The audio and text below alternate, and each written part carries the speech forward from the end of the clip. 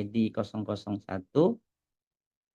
Nah, baru dia masuk nomornya secara otomatis di sini gitu ya.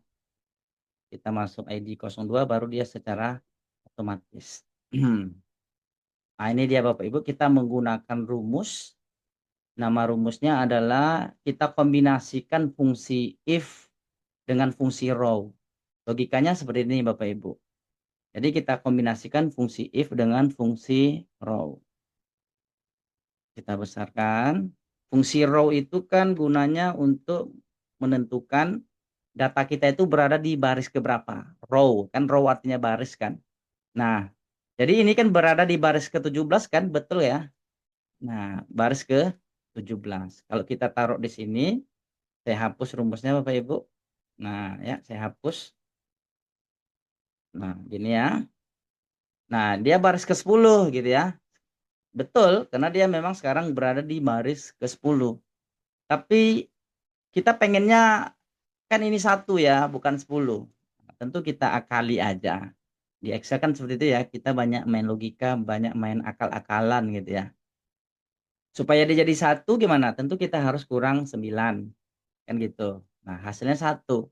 Nah, itu kunci yang pertama.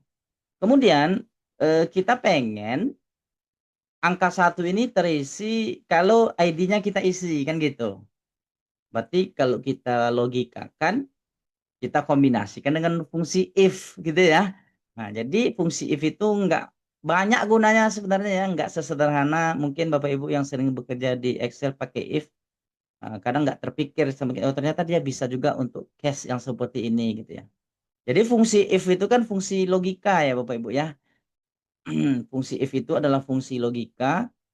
Berarti kalau kita buat logika sederhananya dalam kasus ini, jika data ID ini terisi, akan gitu ya, pakai rumus row ini, kalau dia terisi.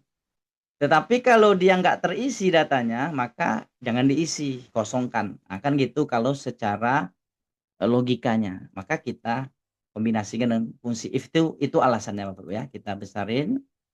Nah, kita ulangi Bapak Ibu, kita masukkan rumusnya. Jadi if, jika, nah gitu ya.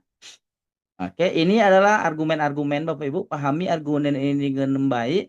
Kalau kita memahami argumen ini dengan baik, nanti banyak case-case yang lain yang bisa kita selesaikan gitu. Yang penting kita dapat logika penggunaan rumusnya. Oke, logical test berarti ini yang menjadi syaratnya gitu ya, tes logisnya.